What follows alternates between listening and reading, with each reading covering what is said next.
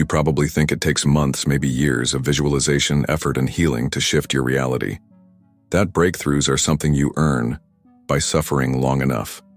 That alignment only arrives after you've checked off every spiritual checkbox and mastered every technique. But what if I told you the actual shift, the real quantum leap, happens in a moment so subtle, most people miss it entirely? There's a hidden pattern, invisible to the untrained eye, that appears right before someone's life transforms. Not when they work harder, not when they try more, but when something inside of them stops forcing, stops doubting, stops chasing. That's the moment the field responds. In this video, we're going to uncover the exact frequency that activates a quantum shift, and why simplicity is the one thing your ego can't handle. You'll discover the energetic skills that matter more than strategy, the signs you're on the verge of leaping timelines, and why breakdown isn't failure, it's an initiation. But let's begin with something you've felt but maybe never named: the resistance to ease. That moment when things start flowing and you get scared. That moment when you have a deep inner knowing, and your mind demands proof. You've felt it, the tension between your soul's clarity and your ego's survival pattern. We live in a world addicted to struggle. Effort is glorified. Complexity is worshipped. If something feels too simple, it must be wrong. If it comes too easily, it must be undeserved. But the quantum field doesn't respond to how hard you work. It responds to how clear you are, to how clean your frequency is. And clarity is almost always found in simplicity. The challenge is that simplicity threatens the false self. Because if it's simple, then what was all the struggle for? If it's simple, what does that mean about the identity you've built around trying, fixing, proving? Simplicity strips away the drama, and when there's no more drama, there's nothing left to hide behind. This is why most people unconsciously sabotage their own shifts, not because they're broken, but because they're afraid of how quiet the truth really is. They expect lightning. They get stillness, they want fireworks, the field gives them silence. But in that silence is where the shift lives. The quantum field is always mirroring. It's not waiting for your next affirmation. It's vibrating with your current identity. And the moment you drop the need to force, and you simply become, the feedback loop changes. You stop waiting for the external to validate the internal. You stop adjusting your frequency to your circumstances. Instead, you begin to hold your tone no matter what. This is the difference between manifesting and shifting. Manifesting often implies creating something out of lack. Shifting is becoming the version of you that already exists, in another now. And the only thing separating you from that timeline is your frequency filter. Not time, not effort, just energy. So let me ask you, what if it's not that your shift is hard, but that it's unfamiliar? What if you've been trying to think your way into a new timeline instead of feeling your way into it? And what if the real block isn't your environment, but your attachment to complexity? In the next part of this video, we'll reveal why most people fail to stabilize their signal, and why your blind spots might be creating a static that the field can't interpret. You'll discover the hidden ways you resist resonance and how to start broadcasting from a place the universe can finally hear. Let's keep going. Because this simplicity, it's your portal, and once you feel it, everything changes. If the quantum shift is so simple, then why do so few people experience it? Why does it feel like some invisible wall keeps you looping in the same emotional patterns, even when you know better? Why do your efforts plateau right when you think you're getting close? It's because simplicity requires something far more demanding than effort. It requires awareness, and awareness, without the safety net of complexity, can feel terrifying. When things are complicated, you can blame the tools, the method, the process. When it's simple, there's nowhere to hide. The spotlight turns inward, and you're left with one question: am I really ready to shift? Let's start with what's blocking most people from holding the right frequency: blind spots. These are not flaws. They're patterns you're too close to see. Emotional reflexes you've normalized. Narratives you've repeated so often, they now feel like truth. But here's the thing. The quantum field doesn't respond to what you consciously want. It responds to what you unconsciously are. So while your mind is visualizing abundance, your frequency might still be coded in scarcity, not because you're not trying, but because you've never questioned your default signal. Take a moment to feel into that. What do you broadcast when no one is watching? What's the emotional climate of your inner world when you're not doing the work? That's your real frequency. That's what the field is picking up. This is where the first true mastery skill comes in. Self-awareness. And I'm not talking about journaling or daily reflection alone. I'm talking about cultivating the kind of awareness that watches your thoughts while they're happening, without judgment, without fixing. The kind of awareness that recognizes when you're reacting from survival and chooses not to collapse into it. The next shift is even harder. Radical responsibility. This is where your frequency starts to clean itself. It's not about blaming yourself for everything. It's about claiming everything you're emitting, especially the parts you'd rather disown. When you shift from "why is this happening to me" to "what is this showing me about my resonance?" the field starts to mirror you differently. Victimhood is loud, but incoherent. Ownership is quiet, but magnetic. And then comes the skill that amplifies everything: accountability states. These are the vibrational anchors you return to, no matter what life throws at you.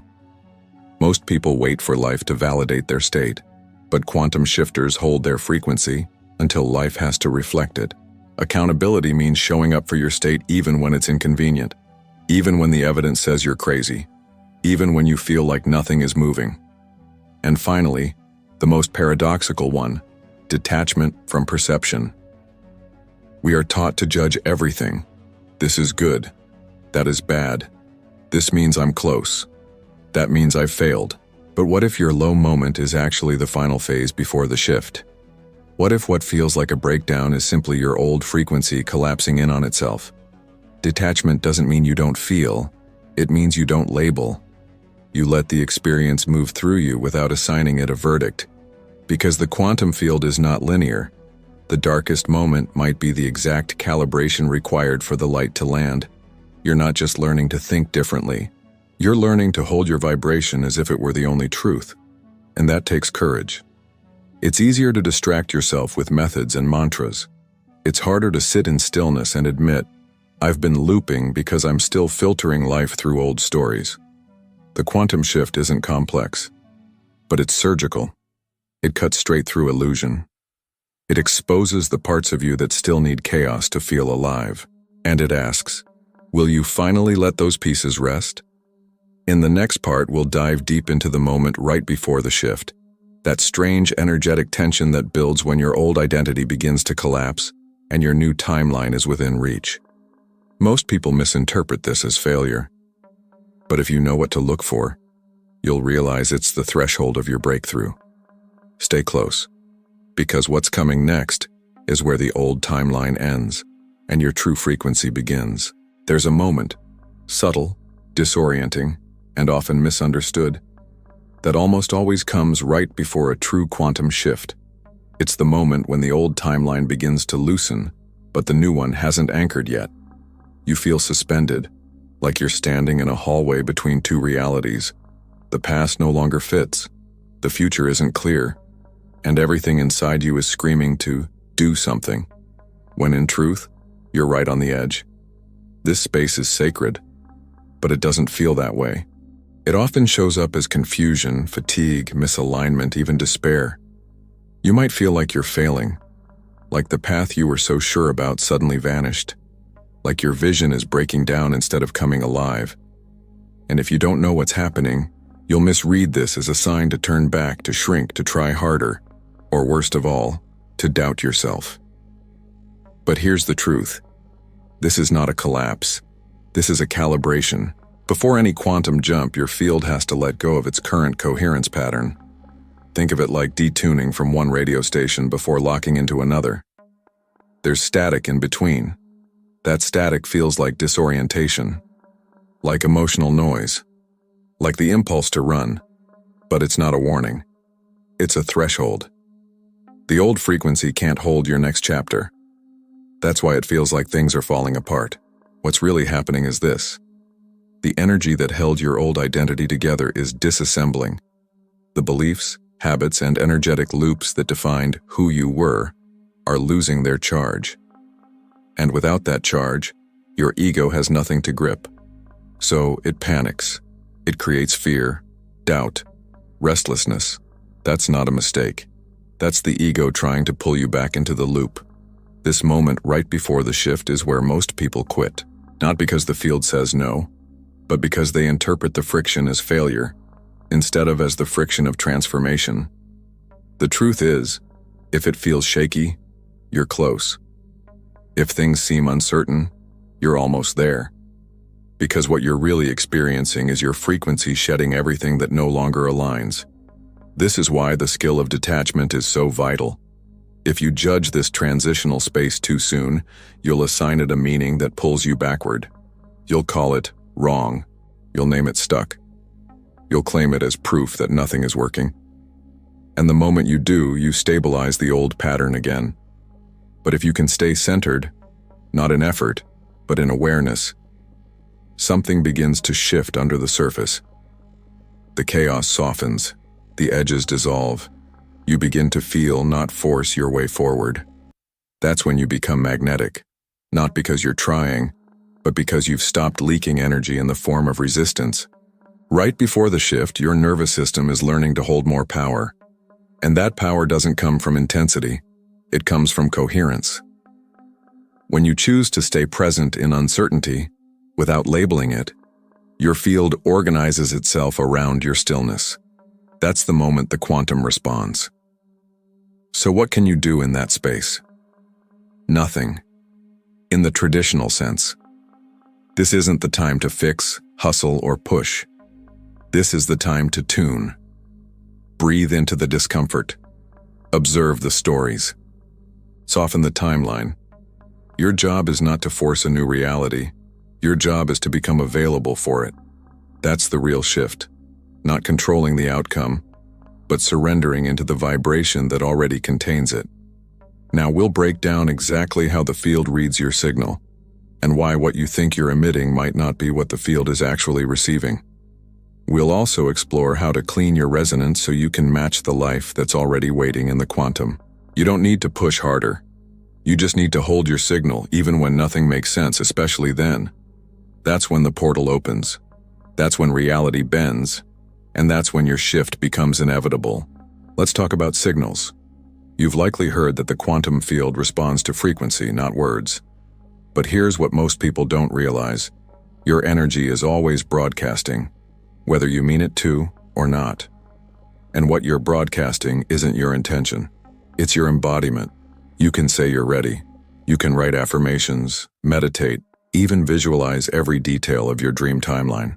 But if underneath all of that your signal is laced with doubt, urgency, fear, or performance, that's the true message the field is receiving. And the field? It doesn't respond to language. It mirrors resonance. So what does that really mean?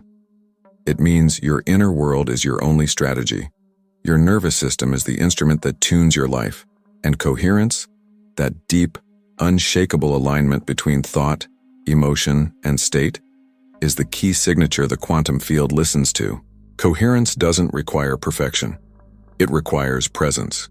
Think of it like tuning a radio. If you're even slightly off the station, all you get is static. You might hear a word here, a melody there, but it's fragmented, distorted. The same is true for your field. When your frequency is filled with contradiction, wanting but not believing, asking but not receiving, speaking but not feeling, your signal comes through unclear, incoherent. And incoherence gets one response from the field: delay. This is why quantum shifting isn't about doing more. It's about cleaning the signal. And cleaning doesn't mean censoring your feelings. It means aligning them. It means owning your energy so fully that there's no split between your intention and your embodiment. But here's the catch. Most people try to force coherence. They try to think their way into a feeling. They analyze their vibration, overprocess their blocks, micromanage their inner state like a project.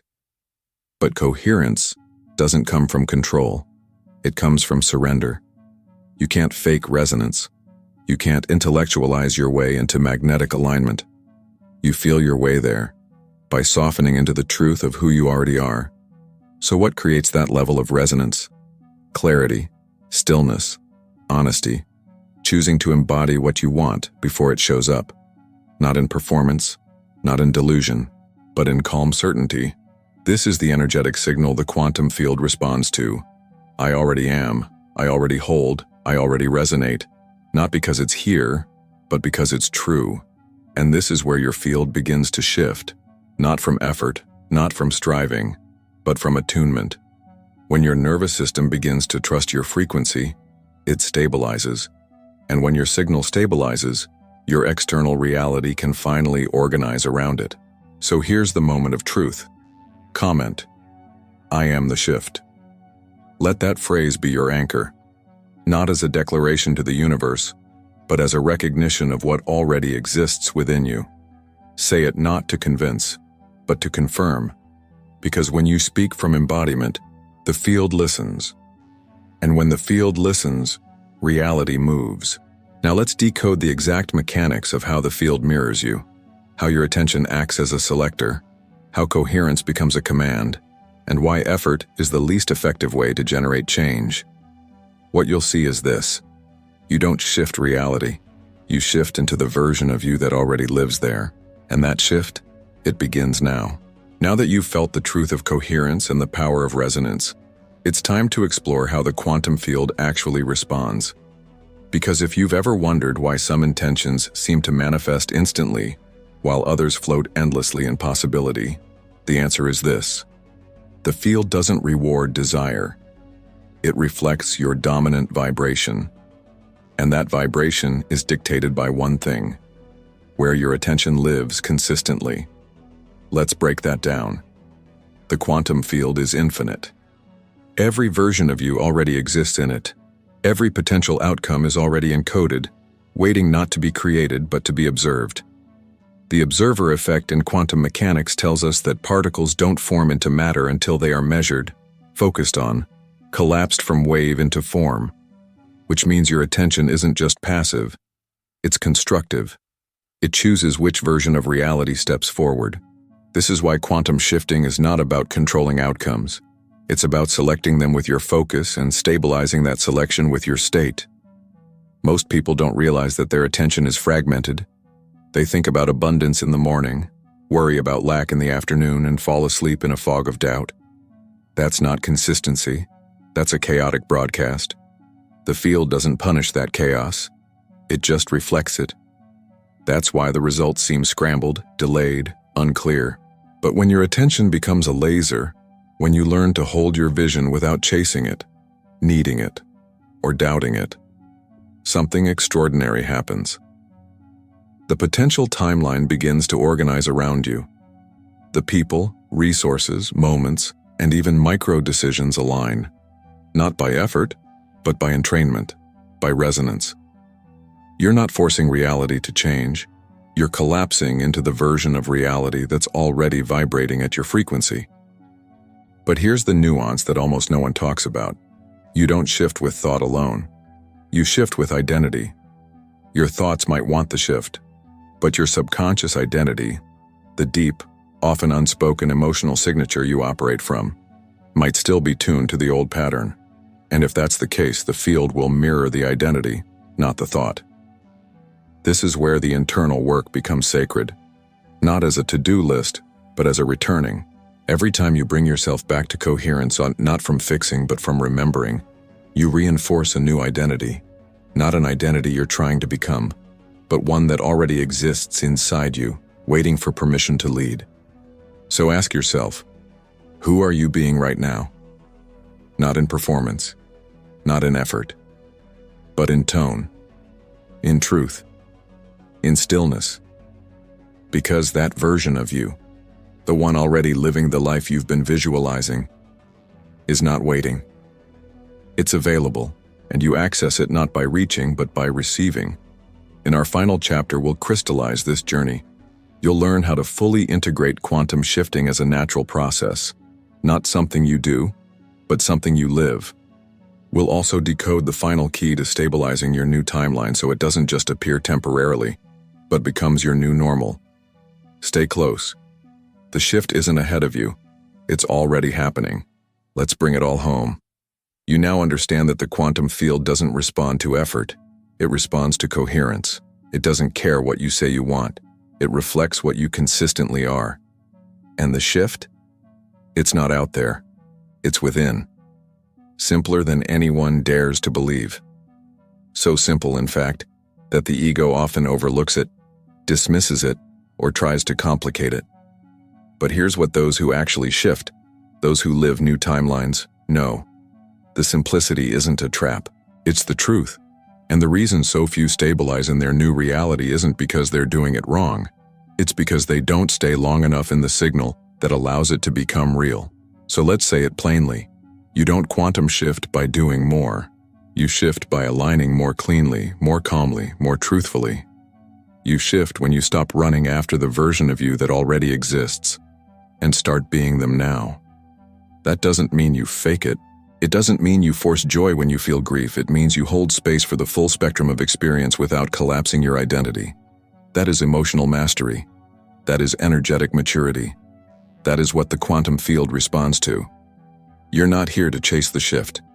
You're here to embody the one who shifts easily.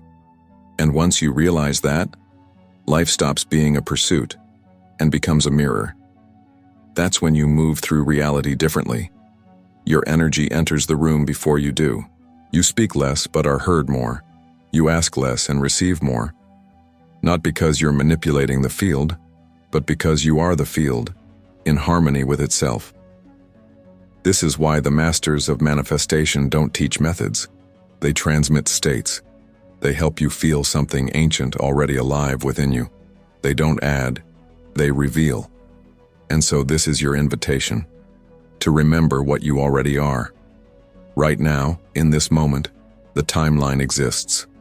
The one where you are clear, calm, magnetic, certain, aligned. Not because everything around you is perfect, but because you are no longer outsourcing your frequency to your circumstances. Let this be the shift that stabilizes. Let this be the signal you return to, again and again. Not to perform, but to belong. And if you've made it this far, you already know. This isn't just a video.